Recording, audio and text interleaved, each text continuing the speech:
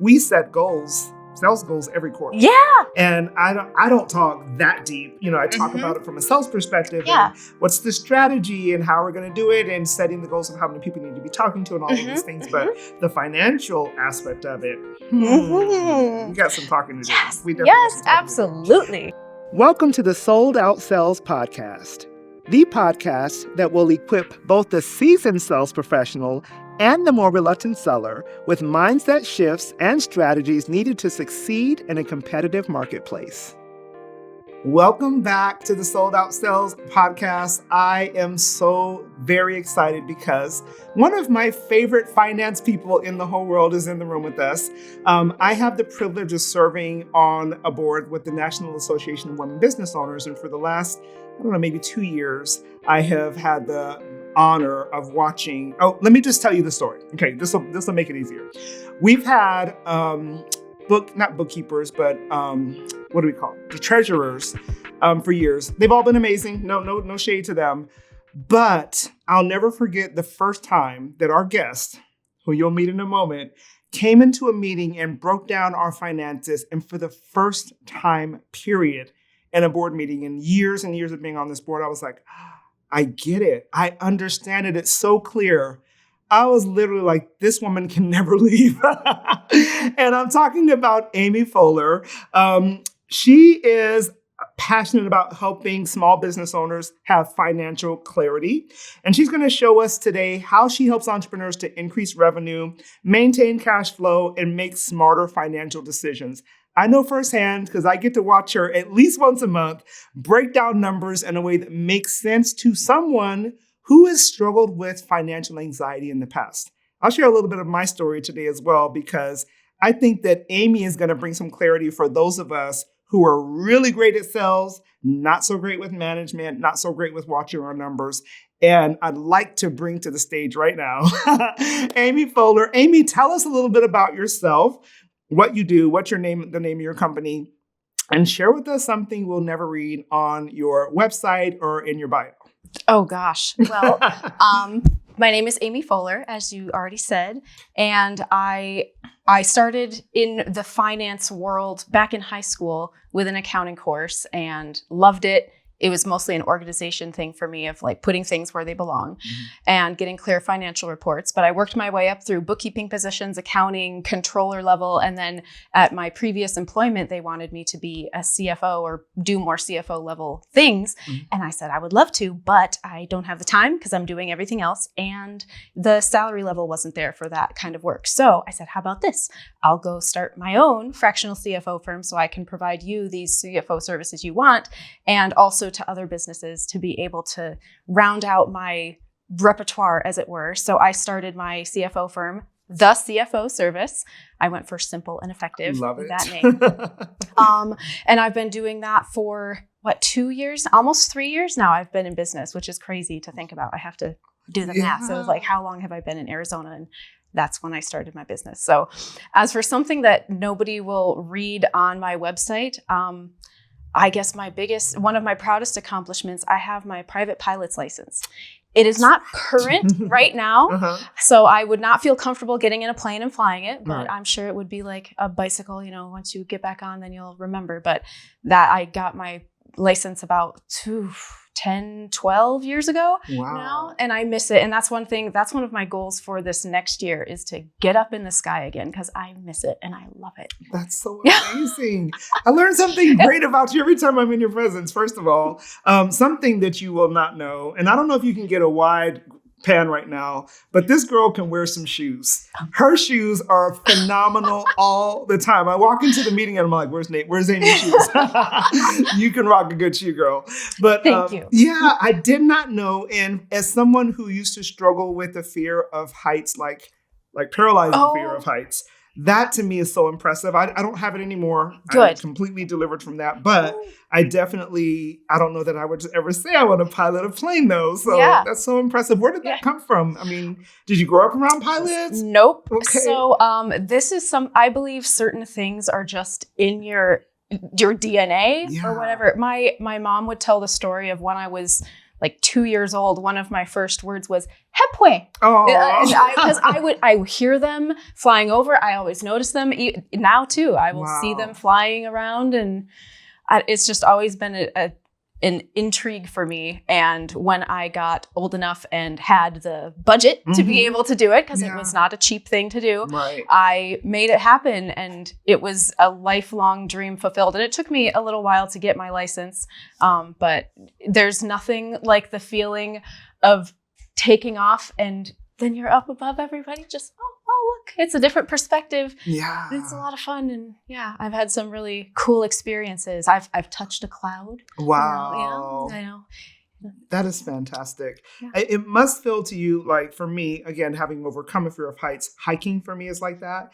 Just being able to get all the way up to the top of a mountain and look down, and it's the best thing ever. And I love doing it. I love doing it with people, but that's something I could do all by myself. My husband doesn't love when I do it all by myself, because I did get lost in the desert once. It's a whole other podcast episode. But I love it. And it fulfills me like very few other things do. Yeah. So it changes your perspective. It definitely does. So I'm going to actually let you all sit in with me on a therapy session, because so something that I recently wrote about in Six Figure Chicks Phoenix 2 edition. I had never shared it publicly. I don't even know that I shared it with you thus far. Think so. And I have not read the book yet. So here we go. Oh boy. I shared about how, long story short, I grew up in a military family, middle class, didn't want for anything, 4-bedroom house, mom drove Cadillac. Looking from the outside in, we were good. My mom was she grew up extremely poor, very impoverished. So although we had things, there was a very serious poverty, scarcity mindset prevalent in our household. And as a result of that, I really struggled with financial anxiety. It affected all of my business decisions. When I finally started my business, it affected the way that I either budgeted or spent or didn't spend or hoarded or was afraid, all of these things. And I share about this in my chapter. So go get the book. You can read about that later. But I share that only because, Amy, in my last couple of years of getting to know you, you have a way of setting people at ease as it pertains to having conversations around money like no one I've ever been around. I feel zero shame. And to be honest with you, that may have been a little bit of a incentive for me to be able to share that story because of our conversations, our side conversations that we get to have. I'd love for you to kind of share, how do you help entrepreneurs who are so passionate about what they do? And like me, they love selling, they can sell their tails off, but there's an issue with the way that they're either managing, budgeting, spending, maintaining, keeping money. And how do you help them to get past that so that they can be more successful? Yes. Well, it's a process for sure. It's not like you can flip a switch or turn on something or sign up for a platform and have it be all fixed. There's a lot of things that go into finance, but you talk about other business owners being passionate about what they do. I'm passionate about what I do. I love the numbers. I love seeing them. And when I'm looking at somebody's profit and loss or balance sheet, I'm not like, oh, why did they spend that much on that? Like, I might be like, ooh, that number looks a little high, but I'm not judging them. It's like when you go to the doctor and they're like, well, we need to do a physical exam, but they're not seeing it as anything to be ashamed of. Right. They're just doing their job. And that's the same way I feel. But even when I see a number that's too high or too low, I get excited because I'm like, oh, now we can fix it. Like, what can we do? Let's figure out how to turn those knobs to get your numbers in the right direction. But you need to know your numbers. You need to have accurate bookkeeping. And I've said this so many times. Bookkeeping is the foundation for everything else finance-wise. You can't. I can't come in as a CFO and advise you if you don't have bookkeeping like at a basic level. And I can do some things, but the quality of my advice is only going to be so good as the information I have. So keeping track of your numbers, categorizing your transactions, knowing what you're spending money on and what you're bringing in money for helps build the foundation for a CFO to be able to advise you, because I'm looking at historical data, year over year, income, cost of sales, expenses like payroll, marketing, insurance, other overhead expenses you have, looking at how those change over time and seeing if things are changing disproportionate. So if you're spending a lot more on your marketing, but your revenue number's not going up, something's wrong there. Either your marketing or your sales need to be fixed. And then so I can say, I can see a problem here, but then a business owner might need to bring in another expert like yourself, like, oh, you have a sales problem. Yeah. Talk to Tish because she can help you fix your sales problem so that your numbers reflect better what we want and increasing towards your revenue and profit goals for the year. I love that. So what about the reverse of that? How does having a great handle and understanding of your numbers impact your sales, in your opinion?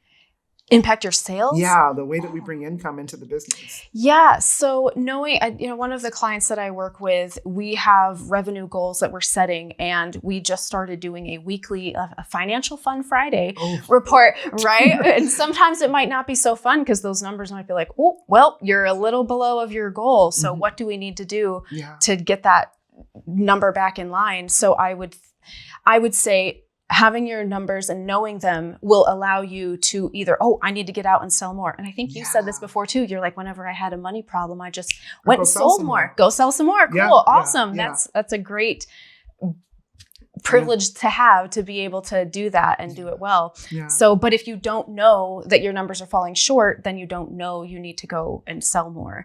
And then if your sales are going great, awesome. What can we do?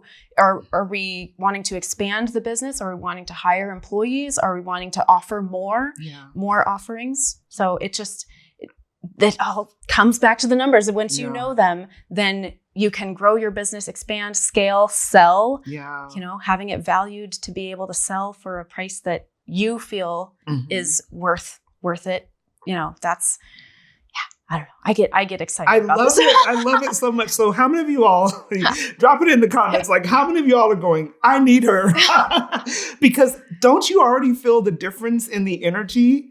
The way that you talk about money is very different than most people, CFOs, accountants, bookkeepers, CPAs, the whole 9 yards. And again, no shade to anyone else, but some of us need someone who we feel like is in our corner as it, really pertains to helping us grow our revenue and understand our numbers and make better decisions in our business because we understand our numbers. So I'm so excited. I'm so excited to have you around. So what's the biggest, or what would, I don't know if you want to call it a mistake, but maybe an opportunity. What's the biggest opportunity you see for entrepreneurs when it pertains to their finances? What is the thing that you see probably more often than anything else in a business? So an opportunity for like a mistake that we might be making that it's easily fixed, but you see it pretty regularly. So I would say the biggest, and this is going to get into accounting language here, but knowing your cost of sales or cost of service, cost of goods sold, there are several different terms for this, but this is essentially the direct cost that you have as a business owner to produce your product or your service that you're selling to your customers. Right. Without that expense, you could not provide the service. So I worked for a painting contractor for 12 plus years back in Pennsylvania before I moved to Arizona. Mm-hmm.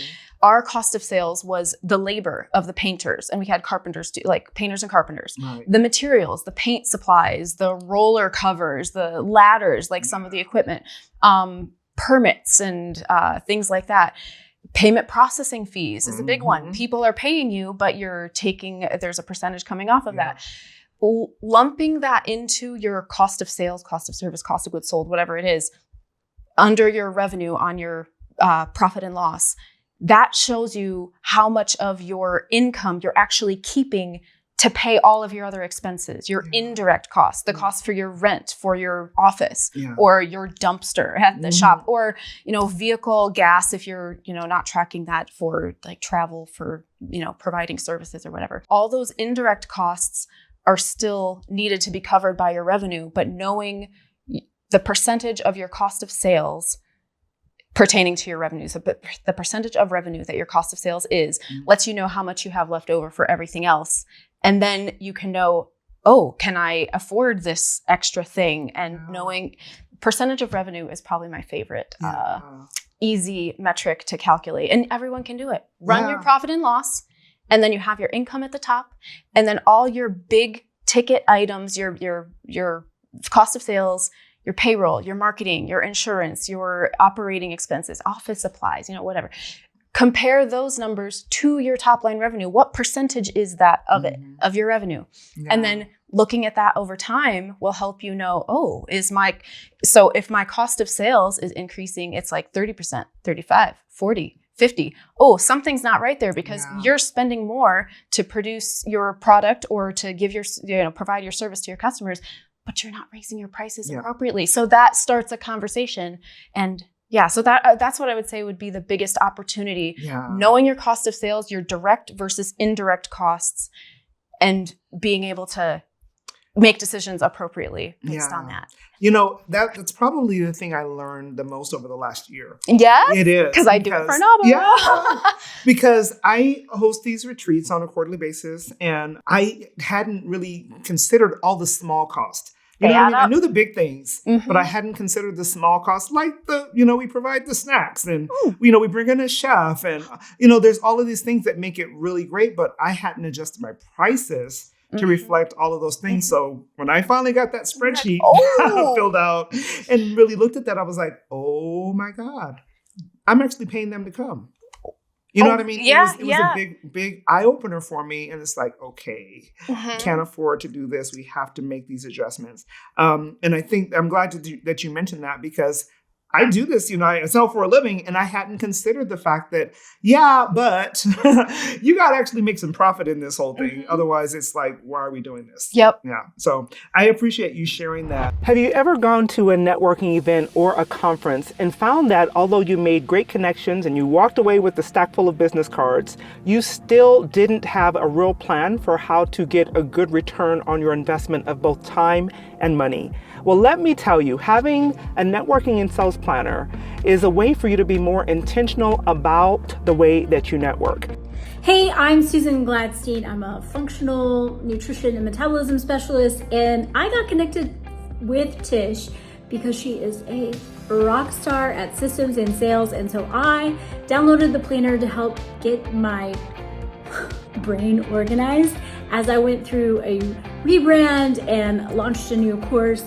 And it's really helped me sort of get things out of my head and onto paper so that I can actually do follow-ups and not just rely on my brain. So far it's rocking my world and making my business systems that were non-existent actually have some sort of structure. So I love it. It's amazing. And I'm so grateful that our paths have crossed.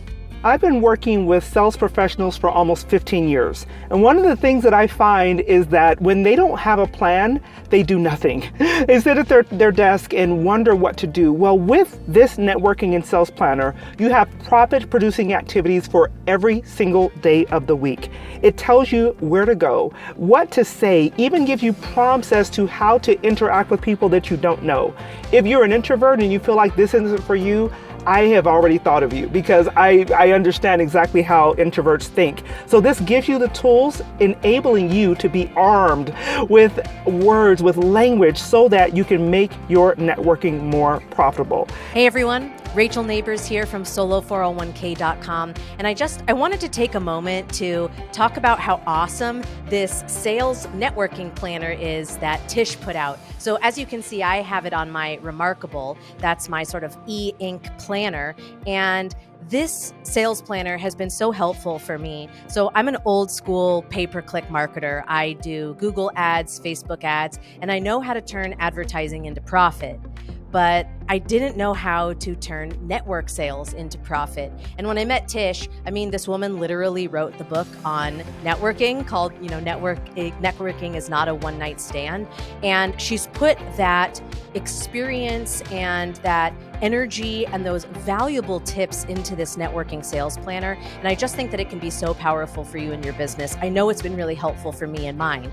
One thing that Tish told me is, Rachel, when you meet someone, put them into your planner and then follow up with them like they're a lead that you've generated on Google Ads or that you followed up with or that you've generated on Facebook. And that has been so helpful and transformative in my business. So thank you, Tish, for this awesome planner. Maybe you don't even like networking. You say things like, networking doesn't work. Well, let me tell you, when you have a plan in place, you have some intention, and you have the tools to be able to make it work, you will see a different result. My new networking and sales planner is a game changer.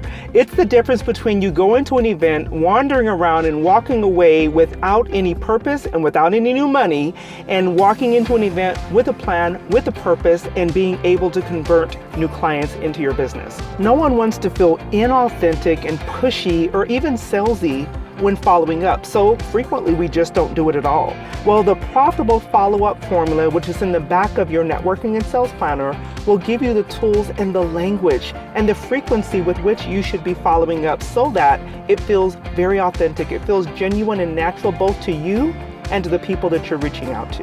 Go to tishtimes.com/planner to get your digital or physical version of your planner.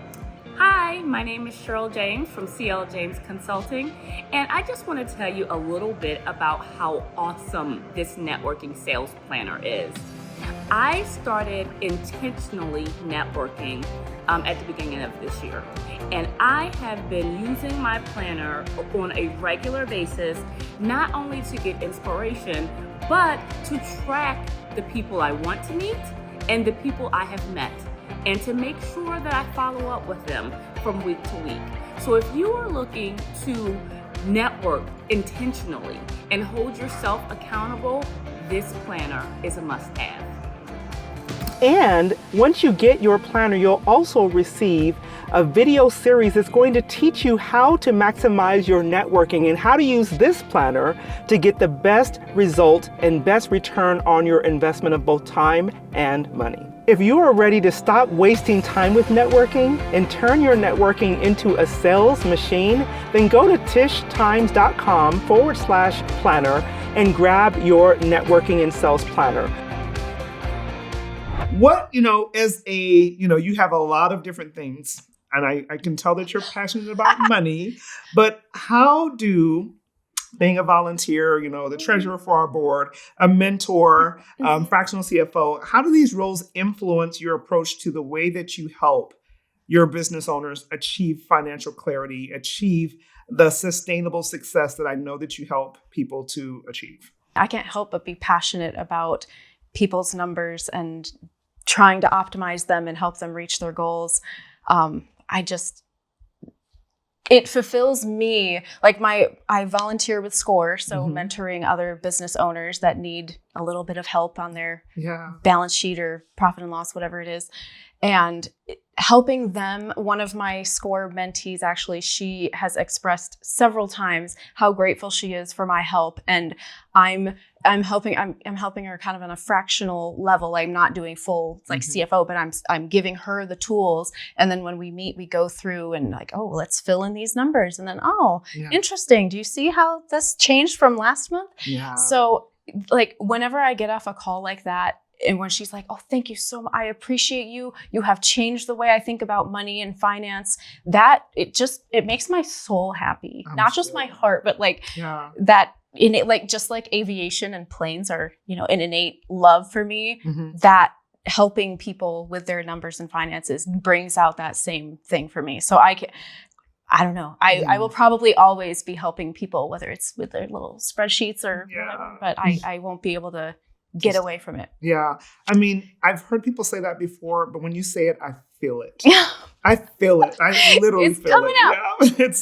It's a beautiful thing though, because so few people have that heart, because you mentioned kind of like a doctor, they're just doing their job. Yep. But I've had doctors that were they had bad bedside manner too. Yeah. And I've had finance people who, not intentionally, but just in their demeanor and the way that they communicate, you communicate different. You really do.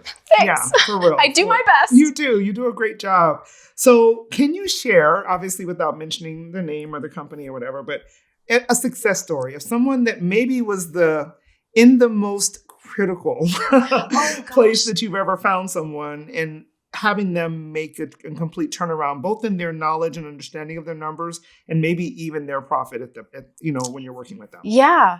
So one of my clients, I started working with her she was basically a startup.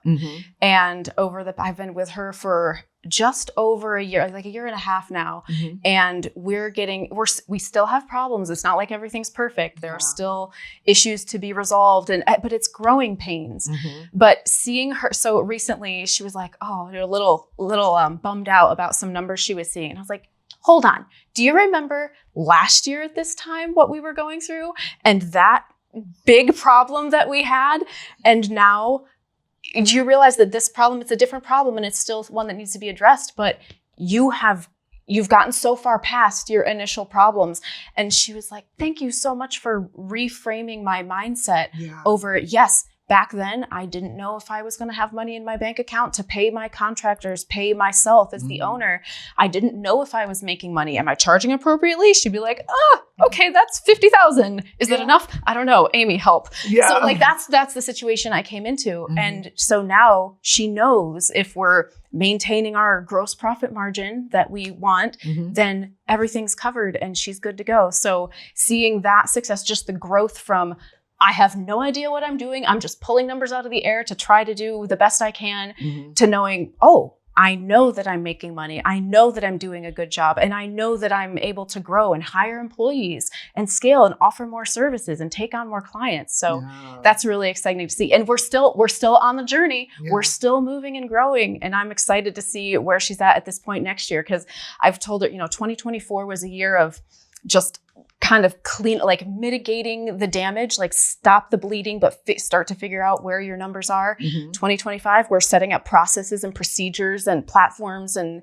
everything to be able to provide services to clients evenly. And then next year, I'm like, 2026, I feel like is the year that you're just going to take off. But that's why I said earlier when I was like, you can't just flip a switch and have everything get better. It's going to be a process and it's going to take time. But with dedication and the right support, you can do it. Like it's possible. But she is very happy to be at this point and seeing the growth from that year. So I would say that's probably one of my biggest success stories so far. And we'll see. I know I'll have more. I know you will. I'm excited. I feel like I'm just still starting out in my business too. So and for you to be so new in your business yet have such an impact on businesses, it really speaks volumes. Again, because I hear people, I know that you're having a great impact. What are some of the ways that a business owner who really wants to level up, and maybe they don't see that they're ready to hire a CFO, even a fractional one just yet.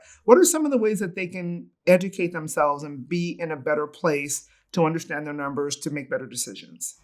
Yeah, well, it comes down again to their bookkeeping as the basis for everything. If you don't have an accounting system or you're not reconciling your bank statements and knowing what's happening in your bank account and in your business, that's the foundation for everything. And so you can't really make decisions, or you can make them, but they're not well-informed decisions. Right. So getting a good bookkeeper, and I have a lot of good bookkeepers in my back pocket. So you need some, I can give you 3 to 5 to 10 to 15 and go through them. I know I recommend. You recommend? Yeah, exactly. So that's the start of everything. Just getting your numbers in line. And once you know you have a clean financial reports for you to look at, that's when we can start making those decisions to grow. And you say, well, I want to get to $1 million in revenue. Okay, how do we do that? We're at $200K right now. Not saying that it's impossible, but you got to take the steps to get there. So getting your numbers in line will give you the path to be able to use someone like me, like my services, and get you to the revenue goals that you want, the profit goals you want, the cash flow goals you want. So love it so much. Yeah. So let's shift gears just a little bit. Tell me about, from your perspective in the financial services world, what would you say has been your biggest sales success selling your own services, and what's been your biggest sales flop? Oh, well, I'll start. Well, I don't know about sales flop, because this wasn't necessarily, but my biggest mistake is, I'll start with that one first. Yeah. I recently, I'm a single business owner. It's just me. I have no employees. Yeah. Everything depends on me. And when life things happen, as life things do, I'm the type of person where I want people to communicate and like be upfront. And even if it's not what I want to hear, I want them to say it. Yeah. I did not do that. I was just like, oh, I have too much. I just can't. And I need to get back to that person. I need to get back to them. And just didn't. And with all the things I had, and it wasn't just business stuff like, oh, I'm busy doing other business client things. No, it was life things and family. And I was like, I didn't feel comfortable enough to be open and be like, hey, look, I've got these things going on and I just can't address your things right now. Yeah. But I finally did put on my big girl pants and I reached back out. I was like, okay, I need to tell you what's going on here. And my client was very, very gracious and understanding and appreciative of me, being more open with them, and I'm still working with them. So, and this was more of a consultant basis. This was not a monthly CFO client. Gotcha. So, what about the success? That sounds like a success to me in all honesty. Right? But I guess that turns around to be a success. Yeah.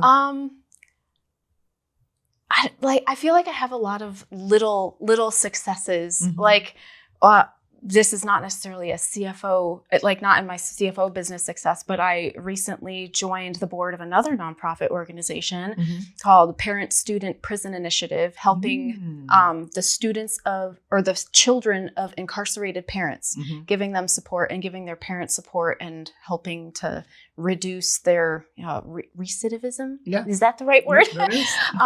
Rate. So they contacted me just for consulting a little bit through SCORE, not through SCORE, but somebody at SCORE recommended me. And they reached out and I looked at their website and I was like, oh, it just really touched my heart. So I had a meeting with him and I didn't realize that he needed a treasurer. And he's like, yeah, I need a treasurer. So I was able to, so he was coming to me because they had had their nonprofit status revoked because they hadn't filed taxes for the past few years. So I was able to get that done, and the amount of joy and relief on their, like the founders end with me being able to assist with that was a big, huge win. And they're like, we're so glad you're here. I'm like, I'm sure. Wonderful. I'm sure. So another thing I have to do, but I wouldn't be doing it if it didn't mean a lot to me. And I just very much enjoy being able to provide that support and help when there's a need. I love it. So especially for a nonprofit. Yeah, I love it. I love that you help business owners to really, again, get on top of their numbers and figure things out that they need so that they can make more money in their business. Love the fact that you serve with us on NABO as well. Would you share with our audience as we're wrapping up, because time goes so fast. Share with our audience, because we sometimes use phrases in our companies that we understand, but not everyone else does. So just so people are clear, what does a fractional CFO really do? Because you mentioned taxes for someone. I don't know that you necessarily do them or not, but that was a one-off thing. I figured as much. So what does a fractional CFO really do within the business? So CFO, Chief Financial Officer, any big company will have a Chief Financial Officer on their C-suite board, and their role is to have a high level overview of what the company is doing, what the goals are, and how to get from where they are to where they're trying to go, essentially, but from a very high level. They're not down in the nitty gritty bookkeeping daily transactions every day. They're looking at the financial reports from the controller and extrapolating out, creating forecasts and budgets and projections to say, okay, well, if we do this, then this will happen. But if we do this, then we'll be closer to our goal. The fractional piece comes from, I am not the employee of any single business, because CFO salaries are pretty expensive, you know, 200, 300 grand for an annual salary in a big company, and small businesses can't afford that. They're like, I'm not even making that on my profit and loss at all. So the fractional piece comes in where I'm consulting with them on a fractional level, as like not every day. I'm not in their office every day working, but I'm still meeting with them usually once a month, sometimes more than that if need be.